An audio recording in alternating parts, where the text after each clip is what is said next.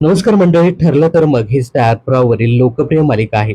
या मालिकेत अर्जुन आणि सायली या नायक नायिकांसोबत मालिकेतील सर्वच कलाकार हे घराघरात लोकप्रिय झाले. विशेष करून मालिकेतील खलनायक साक्षी प्रिया महिपत नागराज यांचा एक वेगळा चाहता वर्ग निर्माण झालाय. आणि या चाहत्यांसाठी एक मोठी अपडेट समोर आले. साक्षीची भूमिका साकारणारी अभिनेत्री केतकी पालव आता या मालिकेतून एक्झिट घेणार आहेत. साक्षी शिकरे ही भूमिका गेली 3 वर्ष अभिनेत्री केतकी पालवने साकारली.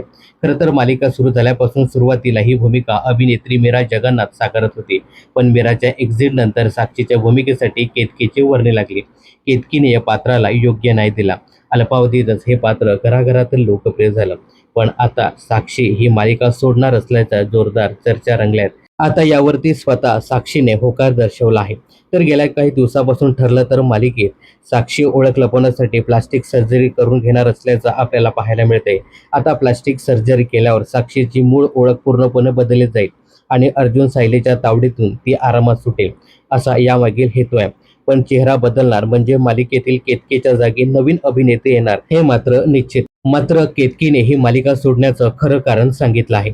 ती म्हणाली, वैयक्तिक कारणामुळे मी मालिका सोडण्याचा निर्णय घेतला आहे.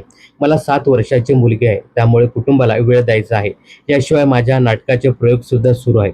सुरुवातीला हे प्रयोग कमी असायचे, त्यामुळे मी नाटकाचे दौरे आणि शूटिंग दोन्ही मॅनेज करायचे. पण आता नाटकाला देखील भरपूर प्रतिसाद मिळतोय, प्रयोग वाढलेत. हे सगळं एकत्र सांभाळणं म्हणजे माझ्यासाठी तारेवरची कसरत आहे. म्हणूनच मला मालिका सोडण्याचा हा जड निर्णय घ्यावा लागत आहे. यासाठी मला ठरलं तर मग मालिकेच्या टीमने सुद्धा सकारात्मक पाठिंबा दिला आहे.